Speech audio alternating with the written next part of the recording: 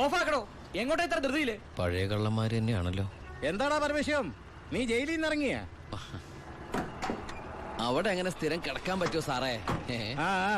പണ്ടൊക്കെ ഈ പരമശിവത്തിന്റെ ലോറികൾ ചീറിപ്പാഞ്ഞു വരുമ്പോ ഈ ചെക്ക് പോസ്റ്റ് പടപടാന്ന് തുറക്കാറുണ്ട്. അതൊക്കെ പണ്ടല്ലേടാ. കുറച്ച് സാധനം വണ്ടിയിലുണ്ട്, ഒന്ന് പൊക്കി തന്ന് കാശം വീട്ടിലെത്തിച്ചേക്കാന്ന്.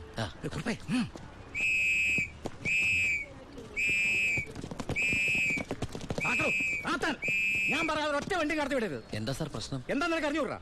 വെറുതെ എന്റെ സമയം മെനക്കെടുത്തല്ലോ സാറേ, എനിക്ക് വീട്ടിൽ ധൃതിയുണ്ട്. എടുത്ത് വണ്ടി തൊടുവനെ. എന്തിന്? പബ്ലിക്കായിട്ട് സ്പിരിറ്റ് കൊണ്ടുവന്നിട്ട് നിന്ന് കുറയ്ക്കുന്നതാ.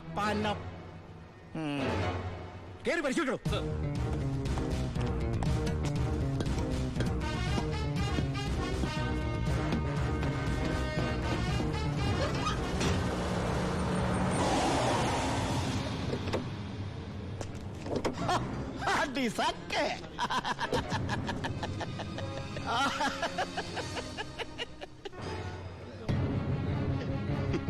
എന്തായടോ സാറേ, ഇത് വെറും വെള്ള. വെള്ളോ? ഒന്നുകൂടെ മണത്ത് നോക്കണോ? എങ്ങനെ മണത്ത് നോക്കിയാൽ ഇത് വെറും വെള്ള. പ്ലാച്ചിമടയിൽ എന്തൊരു വരൾച്ച സാറേ. ഞാൻ അങ്ങോട്ടേക്ക് കുടിവെള്ളം കൊണ്ടുപോകുന്നതാ. പച്ചവെള്ളം വിറ്റിട്ടെങ്കിലും നമ്മൾ ജീവിച്ച് പൊക്കോട്ടെ സാറേ. അല്ല സാറേ, കുടിവെള്ളം കൊണ്ടുപോകുന്ന അറസ്റ്റ് ചെയ്യാൻ മാത്രമുള്ള കുറ്റമാണോ? അല്ല, നമ്മളോട് കുറച്ചാളില്ലാത്തോണ്ട് നിയമം മാറിയതൊന്നും അറിഞ്ഞില്ല. പോരാത്തതിന് ഇന്നത്തെ പത്രം വായിച്ചിട്ട് 5-6 ദിവസമായി സാറേ. നിന്ന് ചിലക്കാതെ വണ്ടി എടുത്തോണ്ട് പോടാ. അല്ല സാറേ, സാർ എന്നെ പണ്ട് ഒരുപാട് സാറേന്ന് വിളിച്ചിട്ടുള്ളല്ലേ, എന്റെ കയ്യിൽ നിന്ന് ഒരുപാട് കാശ് വാങ്ങിച്ചിട്ടുള്ളല്ലേ. ഞാൻ ജയിലിൽ നിന്ന് വന്നപ്പോ പലരും പറഞ്ഞിട്ട് ഞാൻ വിശ്വസിച്ചില്ലേ സാറേ. സാറൊക്കെ പഴയ സാറല്ല, പുതിയ സാറുമാരുടെ സാറാണെന്ന് പറഞ്ഞു സാറേ. നിർത്തണ നിന്റെ ഈ സാറ് വിളി. നീ ഏതർത്ഥത്തിലാ ഈ സാറേ എന്ന് വിളിക്കുന്നത് എനിക്ക് നന്നായിട്ട് മനസ്സിലായി. അപ്പൊ ഞാൻ ഉദ്ദേശിച്ച സാറ് മനസ്സിലായി. സന്തോഷം. വരട്ടെ സാറേ. വെറുതെ സാറേ. എന്താ സാറേ? വീട് സാറേ. സാറേ ഹായ്. അടി സാക്കേ വർക്കിച്ചായോ? എന്നാടോ ഒരു സ്നേഹമില്ലാണ്ട്? വർക്കിച്ചായോ, ഇതെന്റെ ഒരു ടെസ്റ്റ് ഡോസ് ആയിരുന്നു. ഇപ്പൊ എനിക്കൊരു കാര്യം മനസ്സിലായി. വാളയാർ ചെക്ക് പോസ്റ്റ് വഴി ഇനി പരമശിവത്തിന് സ്പിരിറ്റ് നടത്താൻ പറ്റില്ല എന്ന് വെച്ച് നമുക്ക് നമ്മുടെ തൊഴിൽ നിർത്താൻ പറ്റണോ? വർക്കിച്ചായോ, ദേ എന്റെ ലോഡുകൾ 24 മണിക്കൂറിനുള്ളിൽ ഈ വാളയാർ ചെക്ക് പോസ്റ്റ് വഴി ഞാൻ കടത്തിയിരിക്കും. താൻ ആണാണെങ്കിൽ തടയടോ. ചേട്ടായി, ഇന്ന് അവന്റെ ലോഡുകൾ കേരളത്തിലെത്തിയാൽ പിന്നെ നമ്മൾ ഗോപി വരച്ചാ മതി. ഞാൻ ജീവിച്ചിരിപ്പുണ്ടെങ്കിൽ അവന്റെ ഒരു പുണ്ണാക്കം കടന്നു പോകില്ല. നീ ആ ചെക്ക് പോസ്റ്റിലേക്ക് വിളിക്കടാ. Hello, Walayar check post. ഇത് ഞാനാടവേ. എന്താ വർക്കിച്ചേ? അവനുണ്ടല്ലോ ആ പരമശിവം, വീണ്ടും ഒരു അംഗത്തിനുള്ള പുറപ്പാടില്ല. നീ ഒരു പേനയും പേപ്പറും കൊടുത്തേ. എന്നിട്ട് എന്റെ വണ്ടികളുടെ നമ്പറൊക്കെ ഒന്ന് കുറിച്ചെടുത്തോ. ഈ നമ്പർ ഒഴികെ മറ്റേത് വണ്ടി വന്നാലും പിടിച്ചോണം. ഇതെന്റെ ഒരു വാശിയുടെ പ്രശ്നമാണ്. ആദ്യം ഞാൻ ഏറ്റു വർക്കിച്ചേ. പറഞ്ഞു വിടറാ നമ്മുടെ വണ്ടിയുടെ നമ്പറൊക്കെ. നോട്ട് ചെയ്തോ. TN4 2255. TN4 2255. 2255 അല്ലേ? ഓക്കെ. KL9 3663. ഇതുപോലെ നമ്മുടെ 3 വണ്ടികളുടെയും ഫ്രണ്ടിലും ബാക്കിലും സൈഡിലും ഒക്കെ നമ്പറുകൾ ചേഞ്ച് ചെയ്യണം. അതിനുശേഷം ആദ്യം ചെക്ക് പോസ്റ്റ് കിടക്കേണ്ടത് നമ്മുടെ ഈ 3 ലോറികളായിരിക്കണം. ആദ്യത്തെ വണ്ടിയിലെ കിളിയായിട്ട് നീ ഉണ്ടാവണം. ആര് ചോദിച്ചാലും ചിന്നാടന്റെ ലോഡാന്ന് പറഞ്ഞാൽ മതി.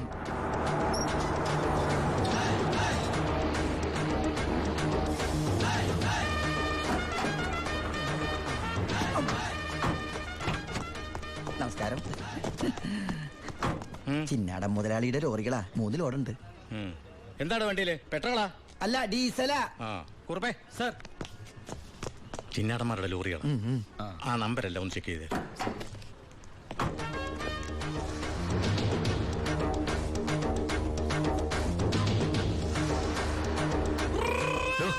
എന്താ സാറേ? എന്താടോ കോഡ്? കാലാപ്പാനി, ചിന്നാടന്റെ കാലാപ്പാനി. എല്ലാം ഓക്കെയാണ് സർ. ശരി ശരി. എന്റെ കന്നിലോടാണ് സാർ, അനുഗ്രഹിക്കണം. ഒന്ന് വണ്ടി പോട്ടെ, എടുത്തോ. വിട്ടോ.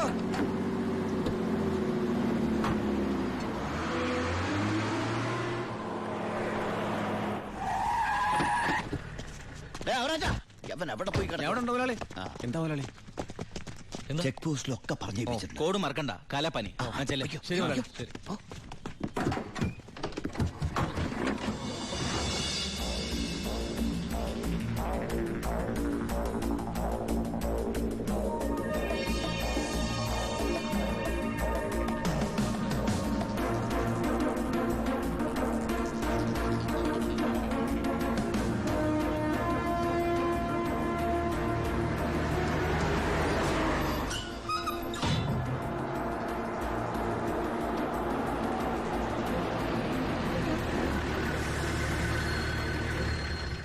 നമസ്കാരം സാറേ.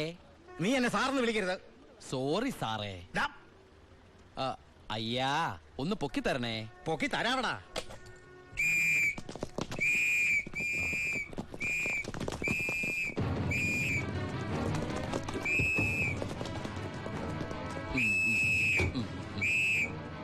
എല്ലാരും ആയില്ലേ? ഈ 3 ലോഡും പ്ലാച്ചുമടക്കുള്ള കുടിവെള്ളമായിരിക്കും. ഇയാടാ അല്ല, സ്പിരിറ്റാ. സ്പിരിറ്റോ? ആ, കേറി പരിശോധിക്കണോ?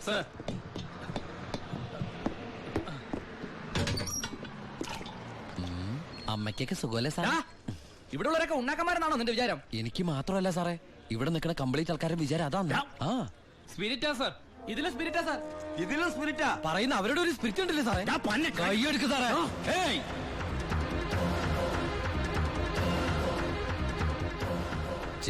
ചിന്നാടന്റെ ലോറിയിൽ സ്പിരിറ്റ് കടത്തുന്നതിന് എന്റെ മെക്കട്ടങ്ങനെ കേറിയണ്ടല്ലോ.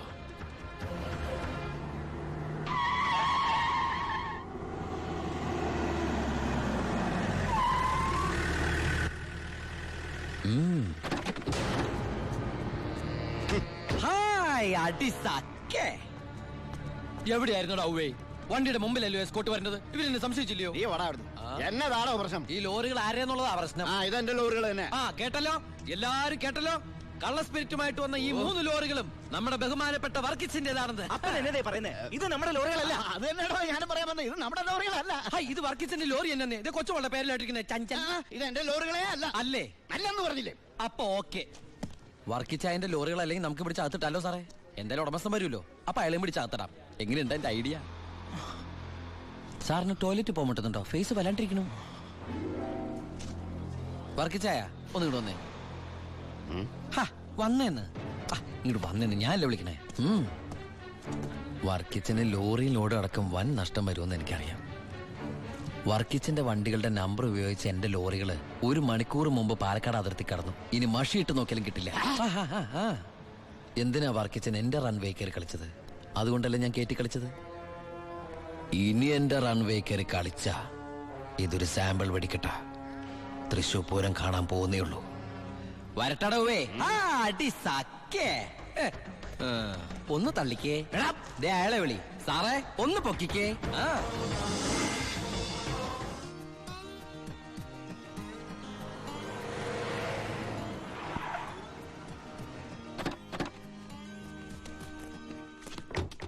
என்ன சத்தியமூர்த்தி இந்த மாதிரி பேசுறேன்?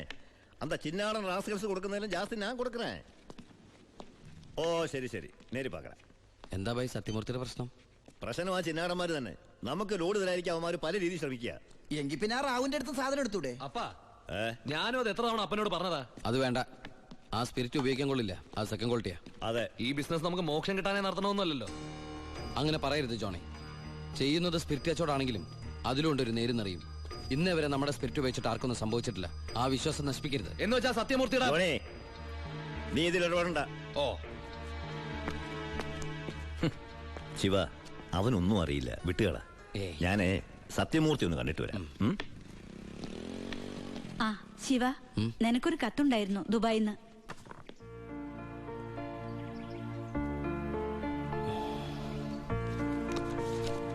എന്താടാ? വീട്ടിൽ നിന്ന് ഗോപിയുടെ അച്ഛൻ മരിച്ചു. എപ്പോ? മരിച്ചിട്ട് കുറച്ചു ദിവസമായി. നമുക്കൊന്ന് പോണ്ടേ? എവിടേക്ക്? നമ്മളിപ്പോ ദുബായിലല്ലേ. ഓ, അപ്പൊ ഗോപിക പാവം വീടൊഴിഞ്ഞു പോവാത്രേ.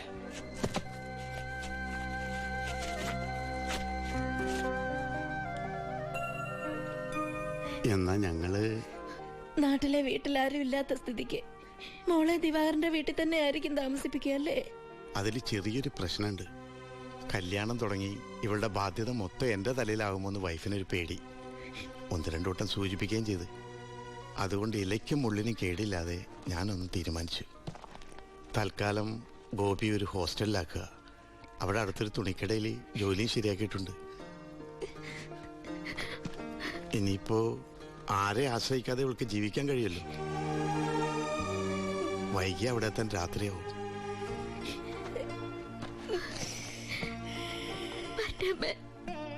എന്റെ മോളെ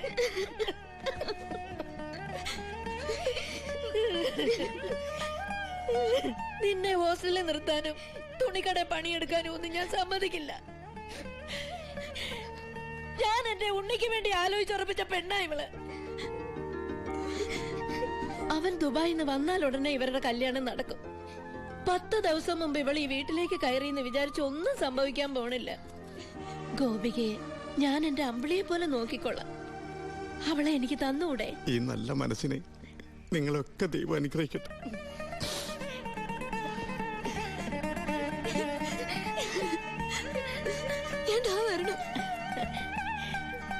വാ മോളെ.